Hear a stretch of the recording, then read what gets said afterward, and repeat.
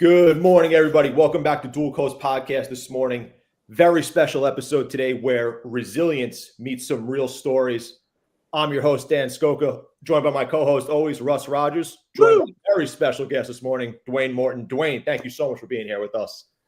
Thank you so much, Dan and Russell. And of course, I want to thank the listeners. I think that's the first thing I always do is just say thank you because they're giving their time. And, time is such a valuable commodity. Sure. That's it, man. Totally agree. Thank you. Thanks for coming on to Dual Coast. We so appreciate it. Yes. And I told you off air, I love the photo behind you, before I grew my hair out. So thanks for putting me back there. Yeah, no problem, man.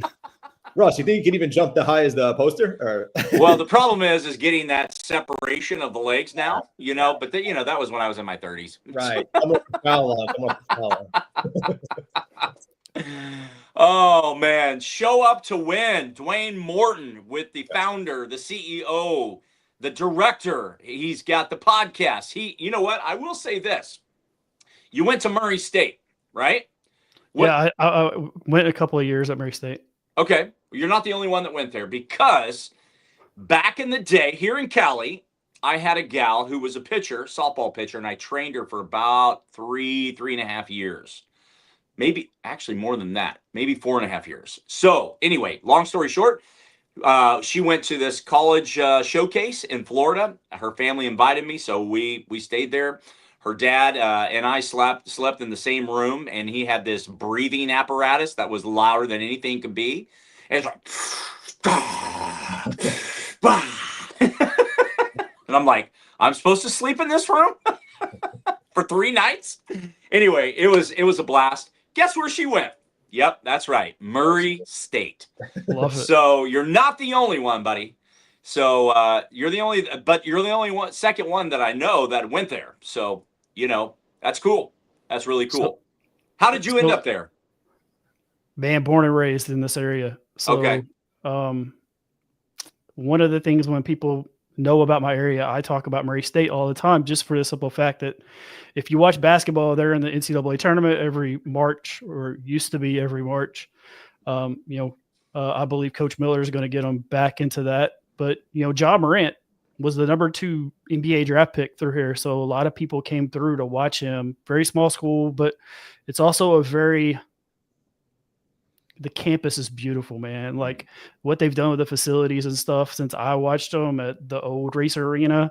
I mean, it looks like like a really small NBA arena. Like but there's a tradition part to it too. So, but that's really cool. The fact that there's some type of attachment. I'm a real big believer in synchronicity, and you just never know how that happens. Right. But that's really cool. And so I'm really glad that she had an experience and she got to see our community.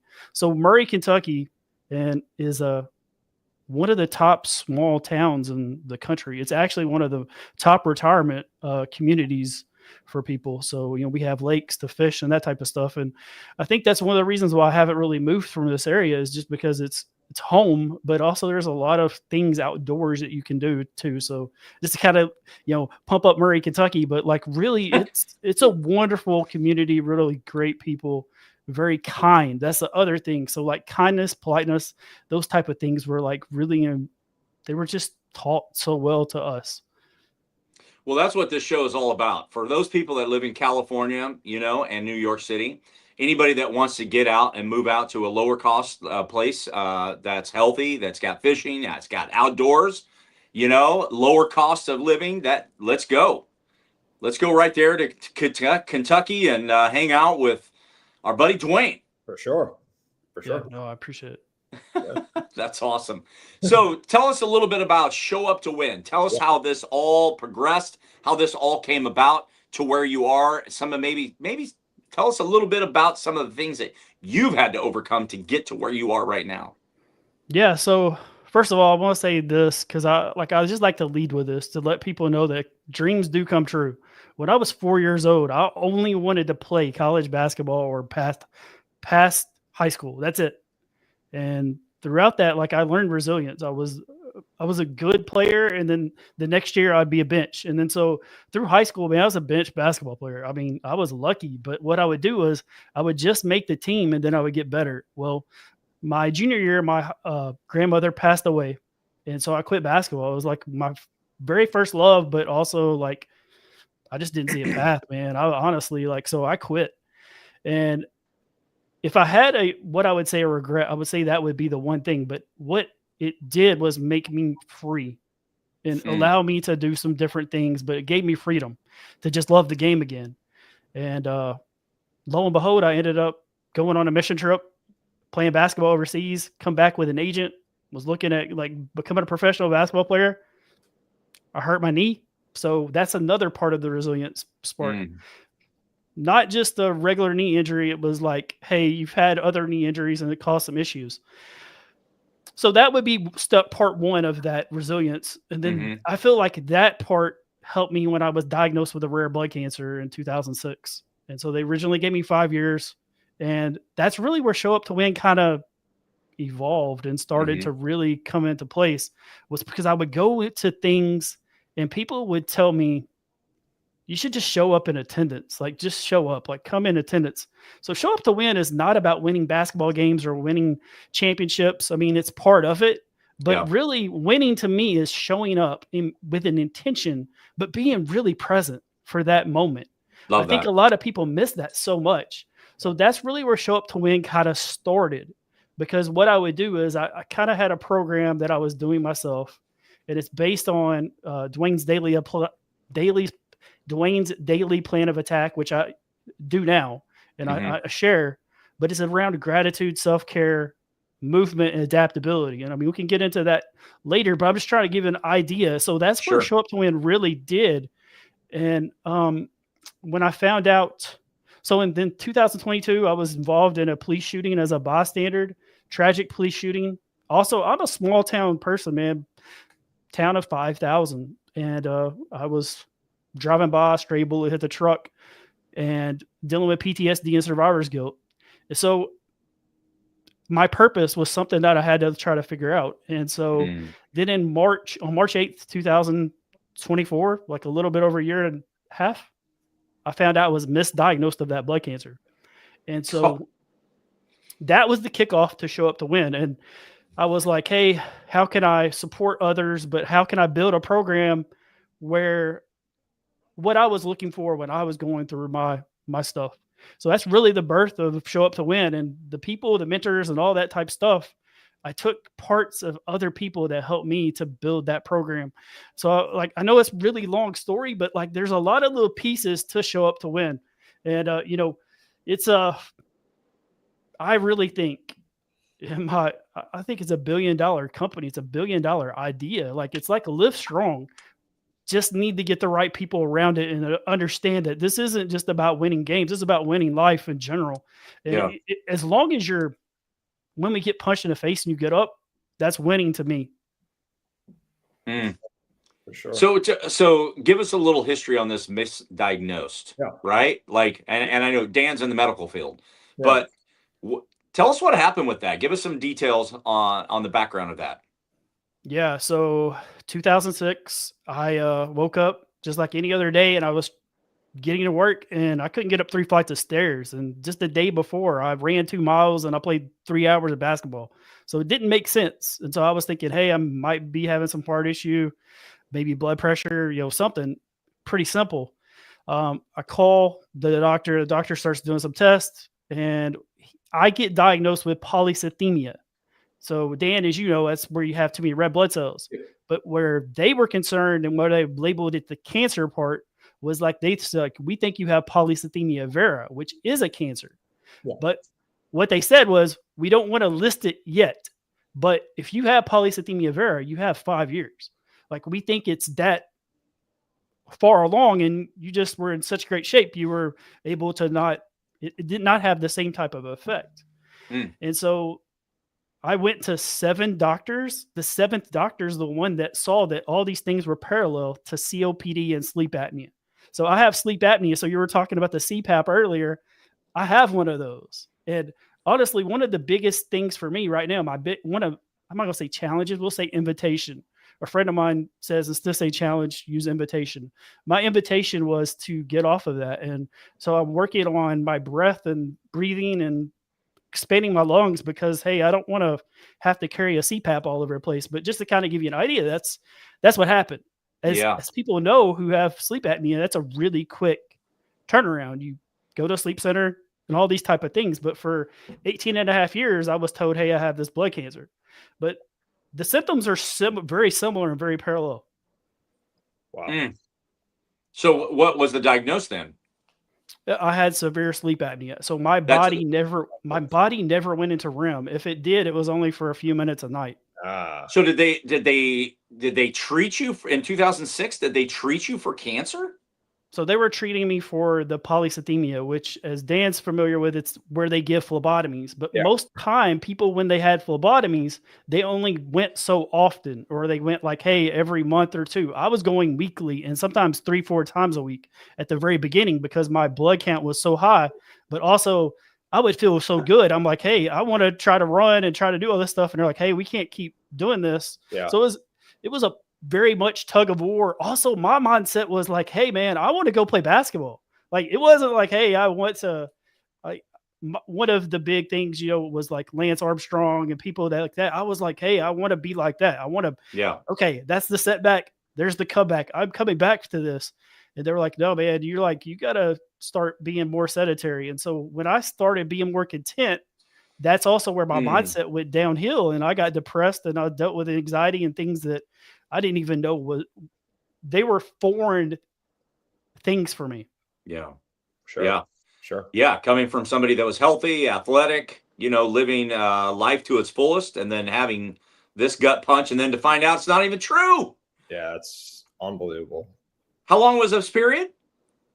18 and a half years, man.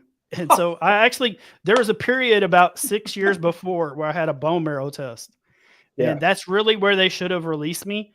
But when sometimes in the medical community, they put you in a box, man, and they just don't let you out. And that was, it was one of those things, like, I don't think anybody did anything maliciously. It was just like, it was a mistake. And I believe in grace. So I extend grace to that period. Yeah. Yeah. My gosh. That's unbelievable, man. Wow. So with all the treatment and everything, did it, I know you bounced back and all that, but did you have any repercussions from it at all? The repercussions of the blood part, man, was like, it could be like later on where they're like, hey, but right now, as far as I'm concerned, it's a non-issue. Yeah. If you believe in miracles, we have a miracle every day. I'm breathing, like my heart beating right now. That's a miracle to me. So, like, no matter if it's big or small, like, God sees miracles the same. It's just a miracle. And so I look at it from, it's out of sight, out of mind. And like, I'm a healthy person at this time. Like right now I'm dealing with a kidney stone and I'm dealing with it the same way. I'm like thinking, hey, I have like my kidneys are healthy and that type of thing. Same thing. I have a fragmented foot right now. I'm waiting to find out. So whenever I do another x-ray, I'm hoping that they don't find anything. It healed itself. Yeah. It's really interesting how we sidestep medical miracles, and also the fact that we can manifest miracles also. Mm-hmm. Yeah, for sure. Very interesting. Dwayne, so it sounds like Show Up to Win is not just a brand, it's a mindset, right? It's your mindset and everything, right? Mindset and a lifestyle. Yes. For sure. Mm-hmm. And you've had a lot of, setbacks in the past, with the knee injury, being the bystander to the shooting, the cancer diagnosis. So you kind of turned pain into purpose a little bit here, in my opinion. And do you agree with that? I do. So when I do speeches around it, I think pain is different. I don't think it just turns into a purpose. I think it's a passport. I have my passport right here. And I think the thing is like, I can get the passport, I can take the picture and do all this stuff. But if I don't leave the country and use it, then I don't utilize it. I actually don't like the word saying use. So I like to stop my words also, but if I don't utilize it, then it's like it doesn't exist. Right. So if I don't go travel around and check out in the other parts of the world, then that's the same thing with that pain. I could have set that pain aside and just said, hey, I'm going to go get a 9-to-5, not worry about helping others. And so I just felt like it was so instilled in me, and it's it became the purpose, but the purpose was like, hey, I can do this and I don't have to either. That's the other flip point of, I think some people forget that, like, I don't have to do this, but I choose because I'm a free agent. I have free will. Yeah. Right. Yeah. So with your mindset and your resilience, how are you taking those kinds of things and impacting people's lives? Yeah. So one of the things that I'm building right now is this community. I've been building it for a while, and I want to make sure that it doesn't have to be perfect, but I wanted it to be like, hey, this is what I was looking for. And so what I want to do is just get on Zoom and have a group of people come and me coach them for an hour and then also do one-on-one. But what I do is I find out what's important to them. People always talk about what's your why. Well, okay, what if they don't know their why? What if they absolutely are and that's where I was.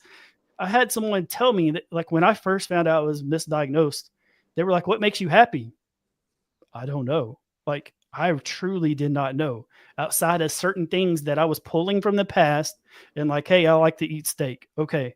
Like, steak makes you happy. Like, what can you do, man, when you get stuck in a box and people forget about you? Yeah. Like, you forget about yourself, but also your value changes. Like, not your true value, but your value to yourself. Like, it changes because you're going through all these different things and people change. And that was the other aspect is, so one of the big decisions that I made in the past was I wasn't going to get married or have kids because I didn't want them to carry the burden. But guess what? Now I found out I was misdiagnosed. I was like, oh man, like I should have dated. I mean, Dwayne's available. Dwayne's available, everybody. Yeah. But Russ, that's the thing, man, is like, I'm not really available right now because I'm still building myself He's up. not available. I mean, but that's what I'm saying is like, yes, I am available, but I'm also in that point where I also am finding out my true value. And that's where, with these people that have been diagnosed with cancer and diagnosed with different things, like, dude, when a doctor comes tell you that kind of stuff, that's like it's a life sentence to some people. It's very traumatic. And so we have to build off of that. And we also have to give them some type of mindset, some type of routine to just be able to say, hey, I choose to be healed. Yeah. Beautiful. Yeah. Amazing. Dwayne, when you had this life altering moment like that, when you had the cancer diagnosis and this, injury to your knee, and it was semi-career ending, we'll say, was there like this defining moment to you where you said, like, I'm not going to let this break me? Like, this whole thing, I'm not going to let this break me. And like, what did you do in order to get that mindset to keep going? Because a lot of people will just say, I'm going to let this break me. I can't keep going. I don't really know what to do. And I think that's the whole basis of Show Up to Win, honestly, is kind of the idea behind it. Was there this defining moment you were like, I got to do this. I'm going to not let this get at me? So there was a moment where I was like, man, I just want to go be a sports psychologist and just like let all this stuff go. And then I had a conversation with my grandpa. My grandpa, World War II veteran, has one of the highest honors you could have as a deep sea diver. Me and him had a conversation, and my grandpa had back and neck issues, and I knew that, but I didn't know where it came from. And we were just playing cards, and I was talking. I was like, man, I don't get why this happened to me. He was like, dude, he goes, sometimes things just happen, and it just makes life a little bit more difficult, but you just learn how to accept. And he told me a story where he was on a ship or something went down and he had to make a dive. Like, they asked him. Also, the other thing is he's retired, by the way, as they're jogging back to the States. So he doesn't have to take that dive. And when I was talking to him and he was telling me the story, he took this dive, hurricane force winds, this cable broke, hit him in the back, and he was disabled from that moment on. So I was asking him, I was like, man, if you could go back in time, I was like, would you do the dive? And he was like, hell yeah, I would do the dive. He was like, I was the best diver. He's like, no one else like had my credentials. Of course I was going to make that dive. And that's where that page turned for me to realize what was in my DNA. That's when it really said, okay, no matter what I have to face, I'm going to face it face first, but I'm going to use my head. And that's where I felt like a lot of people who try to do stuff like face first and like, hey, I'm going to both feet, in, they don't think about it, have a strategy. I believe you have to have some type of plan. And like, I talk with people who are in business and I tell them all the time, I'm like, you have a plan? They're like, not really. And I'm like, well, first of all, you need a plan, but also if you can find a mentor that can help you create the plan, that's another step. And so that's what I did.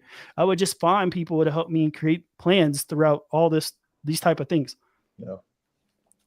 That's amazing. Wow. In my life, outside of my parents and the influence they had on me, is my college baseball coach was one who really inspired me. I still use some of his sayings today in life and practices. Outside of your parents, your grandparent, your grandpa, who has influenced you most when it comes to this resilience, this motivation, and aspire to dream and live higher than what you thought you were capable of? So the dream part and live higher was a basketball coach at Lipscomb University in Nashville. He actually won the Jimmy V Foundation Award. His name's Coach Don Meyer. And so I had a really good shooting camp.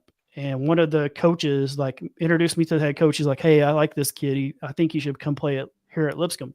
And I was like, man, I'm a bench player. I'm like, they're like asking me for tape. I'm like, dude, I don't even play. Like, I'm being like, I'm also surrounded by really good talent in this area. Like I had like one kid that I grew up playing basketball with.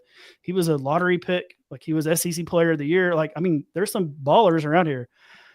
But Coach Don Meyer told me the Henry Ford quote, but I didn't know it was Henry Ford. I thought he was just saying something to me, but it just had that type of impact. And he said, whether you feel like you can or you can't, you're right. And throughout that time, man, it was just like, okay, I feel like I can play basketball somewhere. And then I just used that mindset to other stuff. And so I would say out of being someone, I seen him for maybe 15 minutes, but he had that type of impact on me. Like, wow. Yes. 15 minutes? Yeah. That's amazing. Yep. Some people could leave that on you, like we just talk to them for a couple of minutes and they just have this lasting impact. It's pretty incredible how that happens. Yeah. The other person I would say is Eric Thomas, man. Like if you want something as bad as you want to breathe, like that had a major impact on me too. So like he's somebody who, even in the early journey, I got to meet him on a Zoom call and I was just like, wow. Like I just was on a call with Eric Thomas and he was talking to me about things. Like that was the other part with this journey of me when I've been misdiagnosed. I've been around people who I just admire, but I'm like, they might not know my name, but I was in the same circle around them. And then there's people that like I'm around that like, there's a top law of attraction coach, Aaliyah Fredericks, who, she has 1 million social media followers. A lot of people don't know her, but she's like really good at what she does. Yeah. I can talk to her anytime I want. Like there's these other aspects I think people just don't take into consideration. My mindset coach was Laura St. John. Also, she's Olivia Dunn's aunt. Like, but she's she gave Olivia Dunn her mindset. She does mindset coaching. So that's another aspect of it is just, I've been very fortunate to cross paths with the right people, but not just the right people for me and able to learn through them. And those were huge steps. And then, one of my mentors, a really good friend right now is Victoria Rader, and she's one of the top quantum healers in the world. Like she's a possibility coach and she's amazing. And she helps me with shifts of my mindset, but like shifts with my words. If like I don't use the word use, I use the word utilize, and that's just small stuff. But just to give you an idea is like, that's really big things is just the way we say things. Yeah. Wow. Sometimes it's who, not how, right, Russ? Yeah. Who, not how. Yeah, absolutely. That's right. Dwayne, you mentioned a couple of times throughout the podcast today that, gratitude and faith kind of come into your daily habits or your daily routines. And that's, not just a belief, that's a practice for you. How do people, when they are not getting out of their situation or their situation hasn't changed yet, how do they rely on those two things? How do they, like, let's say I'm in the, I'm not getting out of that box like you mentioned before, and I'm still down and out type of thing. How can people kind of transition to faith or use gratitude in their daily routines to try to pick them up a little bit when they're not seeing much change? Yeah. So for me, man, was I think I've always had it. I think I didn't instill it. I think I always was grateful for the things. And so I think what people just need to do is put their hand on their heart, man. Is this thing beating? Then yes, then I have a purpose to be here. Can I breathe? I think that's the other aspect. So the other part of it is the suicidal part. I was never suicidal. I was always like, how can I show up for others even though I might not feel good? So when I went to the doctor's office, I was really kind to the receptionist. I was open the doors. I was always wanted my personality of Dwayne to come out and be able to say, hey, this is kicking my ass today, but guess what? I'm not going to allow that part to change me or how I act. So that was one thing I decided, hey, this is something I can do for others. And what I found out was by doing something for others, it made me feel better. And I think that's the other aspect is we have to be mindful to just be grateful. So it's awareness. So it's not just being grateful or faith. It's about being aware. And then there's the other next step is being aware of noticing, hey, like I'm being so present right now. I'm not thinking about seeing my nieces later on this afternoon. I'm thinking about being on this podcast with Russ and Dan and nothing else. Worry about my breath, worry about like the questions. You have to have that type of like want and desire, I feel like, to really step up. And I think there's a lot of people that once they're told that, then they're like, oh, like journaling, like I like to write. Like, I think those are things because that brings awareness. And so, but being grateful, man, is like if you're not grateful, I can show you the things to be grateful. And I think that's why a mindset coach, a mentor can really help out in that situation because we allow you to be aware of the things that you're not aware of. Yeah. 100%. Powerful said. Powerful, man. You know, so you had mentioned off air that you've had about 100 shows this year when you started your podcast and impacting people's lives. Give us a little bit of insight into your podcast and some of those people that have motivated you and inspired you and the impact that you're making through your podcast. Yeah, man. So podcast, like it was a way of giving back. Also, like I started it in May. I've hosted my own. I have like 20 episodes out, but you know, we were talking about the 100. So I've guested on about 80 podcasts. Okay. But what I realized, if I want to be a host, I need to be a guest. So I know how a guest feels as a host so I can get the best show out of them. Point. The people that I've had on, I spotlight other people with resilience stories. And I wanted to see how other people responded to their stimuli of things. I have people who have been human trafficked. I have people who've been bankrupt. I have people who their value, their worth. I've had people who had like heart conditions. I've not just been on one step of resilience and just like, hey, everyone, it's been different every show. Every show, there's been people with near-death experiences. There's been all kinds of things. And so I'm able to relate because I understand being punched in the mouth and being kicked in the stomach while you're down.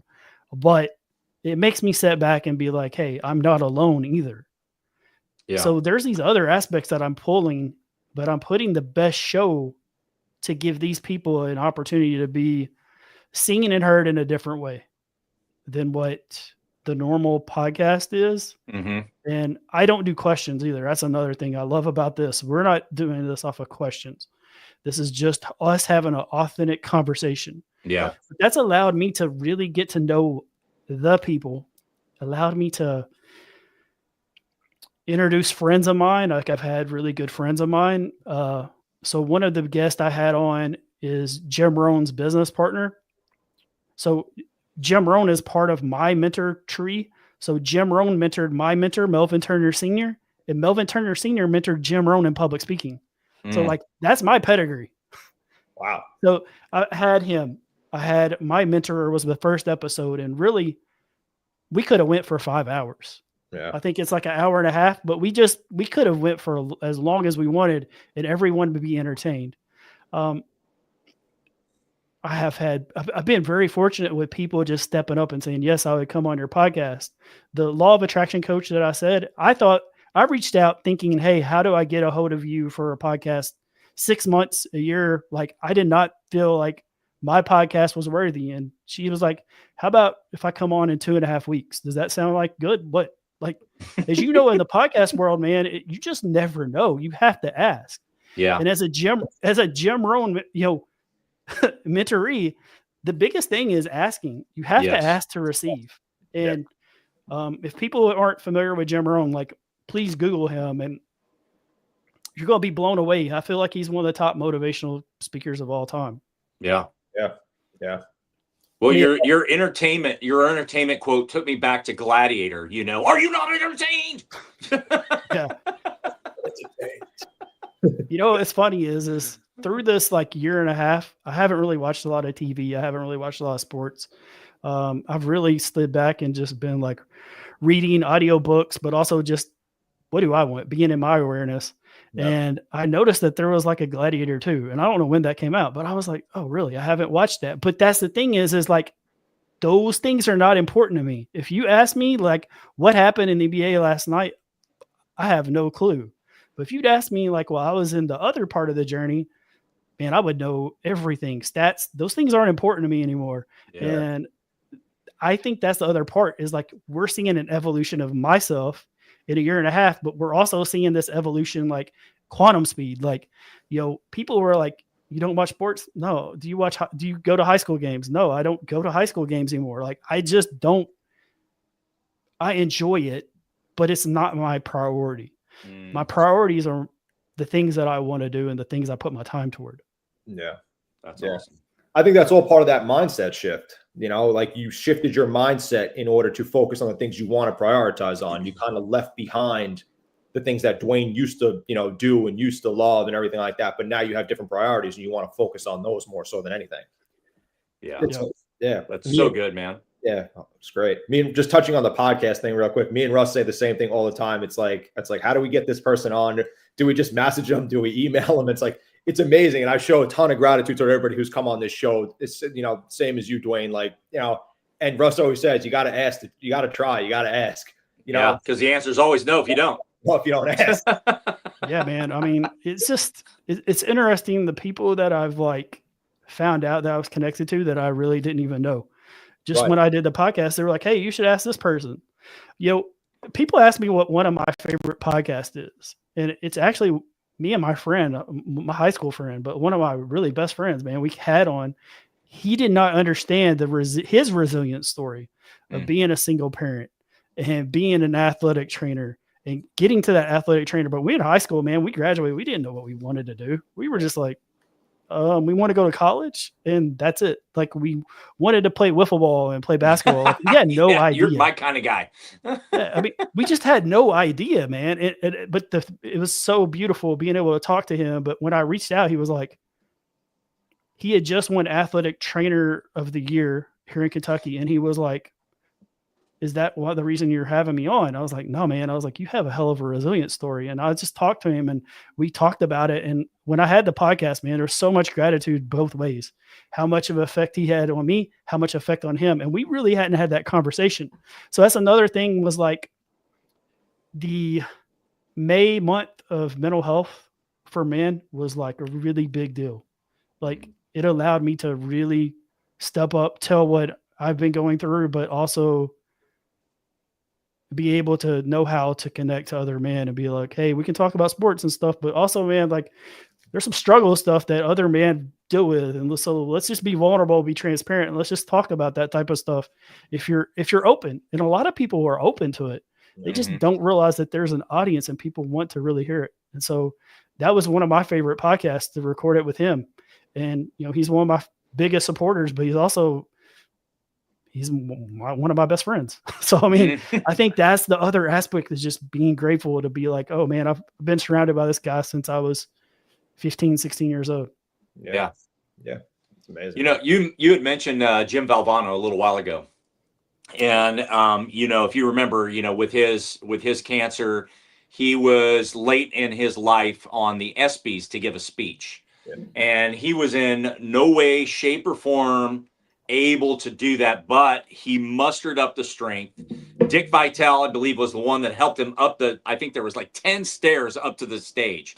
So he gets up there, he delivers this powerful message to people. And he said, there's 3 things in life that if we did these things every day, it would be a great day. And he said, if we could laugh every day, if we could cry every day, and if we could think every day, right? And, you know, you come across to me as a deep thinker. So I think that one is not a problem. But can you take those 3 and apply them into life today, not only for yourself, but for listeners today about thinking, laughing, and crying? Yeah. So that's a great question. It's also the crying part has been a very difficult situation because I've put that down. So like I haven't wept through this. And that's always intrigued me. Like there's got to be this outbreak of weeping. So that's why I claim I'm healed, but I know there's still this part of me that like really needs to like step up. The laugh part, I'm surrounded by funny people. I'm humorous. I'm also like very sarcastic. And I'm around my brother's extremely humorous. Stupid funny. So I get that.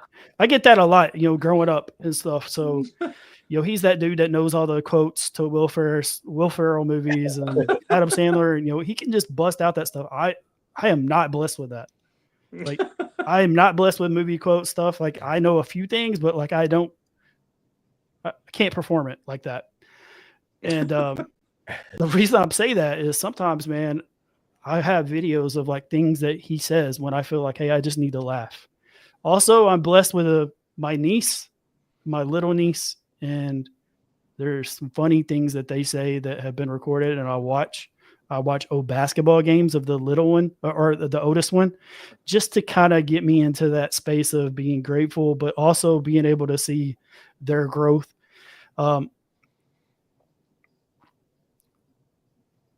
The being happy is the struggle because I have to figure out what makes me happy. And so those are goals of mine that a lot of people have already figured out. And that's one of the things that like I'm figuring out, but that speech had super impact on me. And when Coach Meyer got like that Jimmy V award, I believe, I'm not really sure what the award is, but like I have his book like right here. Like it's always near me to just be able to take that title and really be able to see of like how lucky you can be. Like, think about that. How lucky are we to just wake up? That was the other part of being grateful from earlier.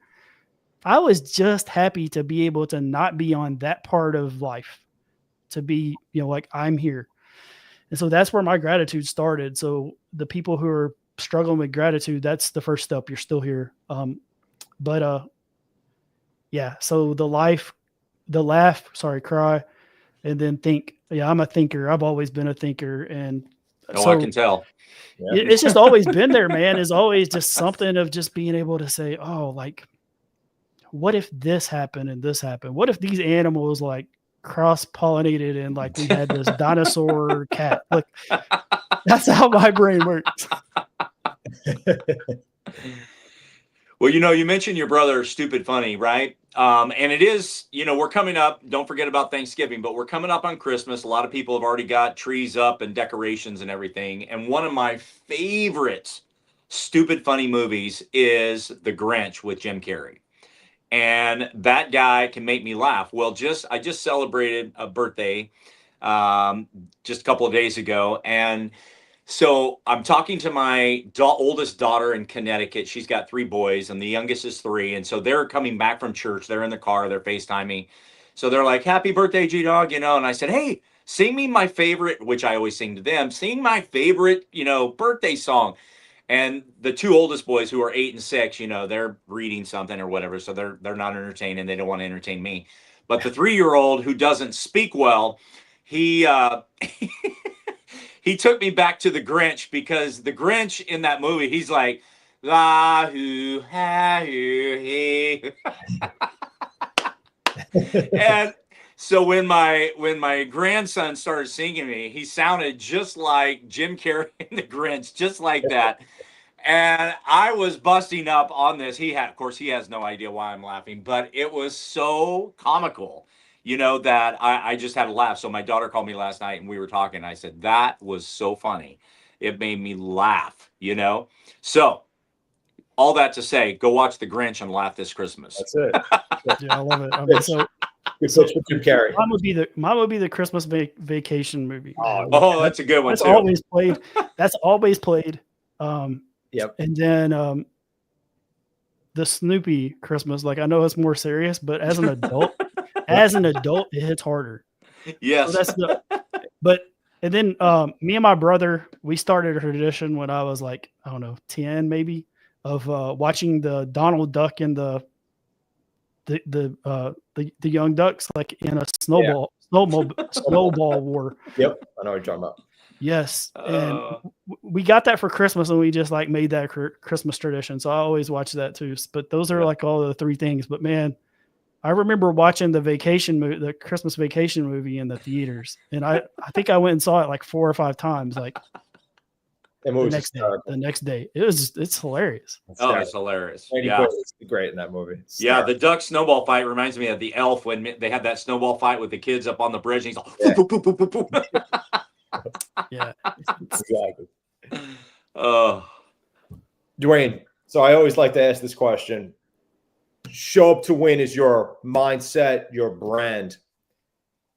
And years from now, people are going to look at it and say, hey, that's Dwayne Morton's brand. What legacy do you want to leave with that brand? What is something you want the future people to hear from you, see from it, and learn from?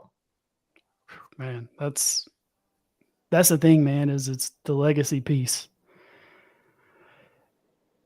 I want people to know that, like, I care enough to do the things that, like, I was not comfortable doing. So, like, I live in what, I think a lot of people, we just want to be in our comfort area. Then we, very uncomfortable, did not want to be a speaker, like, did not want to do podcasts, like, but I knew that I could help people. And so to support people, I was willing to go outside of my comfort zone. And I like to call it my learning zone. But what I found out was that was where my gift and my talent, my skills were. I just had suppressed it. So when I was 20, I was told I was a great speaker. And I was like, nah, man, I'm a basketball player. I don't want to get in front of people and motivate people for 15 minutes. Cause I looked at it more from a motivational speaker part. I didn't look from it from an inspirational speaker. So the show up to brand, I hope it's that bridge for people to realize that, like, their spark that's inside that might be ran out. There's a great analogy that I'll say to do this. Like, you can take a lighter that's lit and you can take a lighter that's not, and I can come over with a lit lighter and the flame. So that's what I hope. I hope I inspire people to light that fire in them to become their very best. And I think that's the other part of me is, like, I live every day to be my very best, and my very best yesterday is not the same as today. And that's really, I hope that's the part where Show Up to Win, where people are able to really just be like, hey man, this dude wants to be better every day. Yeah. And I hope I can instill that in people. Actually, I don't hope, it's what I pray I can do. Yeah. And so I think that's the legacy piece. It's just inspire people and allow them to do. But I also, the other part is to create a better world, man. You have to create better communities. And so I hope I pray Show Up to Win is that piece to create better community here in, like, Kentucky, and it goes off to other places. But very fortunate and very grateful to have pieces like the internet, that type of thing, where, I can be an international speaker and never leave my office. I mean, we have that type of technology now. Yeah. So I think that's the other thing. And, to be kind of funny, you know, I'm a huge Pinky and the Brain fan. So like, you know, I want to take over the world and just have show up to win like like the bat signal. But you know, I just think it's that's funny. But seriously, I just want people to be better, man. That's it. Like, I just want people to be kind, be better. But I feel like that's the step, is to get them into that mindset of like, hey, I deserve it, their value, but also see my growth throughout this thing. Because when I watched podcast 1, man, I was told I was really, you know, it was really good. I was like, man, this is not good. And then when I see like today, I'm like very comfortable. Don't get nervous, those type of things. And, you know, my answers might not be short, but I know what I want to portray to people, and I want people to communicate to certain people. So I think that's important. And so, you know, for me is, the aspiration of me is to be a great inspirational speaker, be on stages, speak to corporate leaders and things like that to really create the type of change that I want. That's awesome. Amazing, man. Amazing. Well, about the 5th minute, we got a good gut laugh out of Dwayne. So that is good. So you got your laughing part in today, man. Yeah. Pinky on the brain. I'm not a big, so here's the other part of this laughing. I'm more of those like inner laughers, like, haha, like I'm not a big, like, so to get that on camera is like, there's very few things that are like that. So it's also kind of like, I'm being vulnerable, but I'm also being super transparent, you know? Yeah. And I think that's the other piece, Russ, as you know me, like we've known each other for a year, but like my authenticity part is what draws to people and attracts. I'm just being me, man. That's it. Like, I'm not, it comes I'm across. I'm not trying to be somebody I'm not. Like, I tell people that all the time is like, just be yourself. And that's what attracts. But also, if I don't feel aligned doing something, I'm just going to say no, because I'm not supposed to be there. Yeah. Yeah. Yep. Powerful, man. Well, Dwayne, you've said so many great things today, and I want to give you the opportunity to wrap up on this question, is that wellness is not about perfection, but it's about progress. And I would love for you to deep dive into that for a moment as we wrap up our podcast together with you. It has been enlightening. It's been beautiful. You are a motivator. You're an inspiration to people that are out there, and to our listeners and to your listeners that are listening. So wellness is not about perfection, but about progress. Tell us your take on that. I love it, because I tell people the first step you need to do is begin. Step 1 is the most important step, because if you don't do step 1, you don't do step 2, you don't do step 2000. It's just begin. And I think that's the other aspect, is you're supposed to, I don't like the word fail, but to get most people across, like, you have to fail, you have to fall to get back up. You're not supposed to be good. I am a terrible singer, terrible. But through a couple of friends of mine, because of speaking, you have to, like, it helps. So I've been messing around. Like, I would sing to my 3-year-old niece and, you know, things like that. And I was just like, man, I'm a lot better than what I thought. And that was they hate you for it, though. But but the aspect of it is like, I would have never gotten better if I didn't begin. Yes. Same thing with speaking and doing podcasts. If I never did this, I would suck at it. But we wouldn't know what the potential was. Yeah. We wouldn't know that, like, I enjoy podcasting way more than I enjoy basketball. I'll say that again. I enjoy podcasting way more than I enjoy basketball. And when I say that to people who know me, they understand that, like, that's a big thing. The other aspect is, how can you, like, grow if you don't begin? So that's with mindset. That's with anything. You have to start. And so know that it's going to be difficult at first, but that difficulty part comes out. I mean, but I can't sit down and just play the piano. I can't sit down and just play the guitar. I'm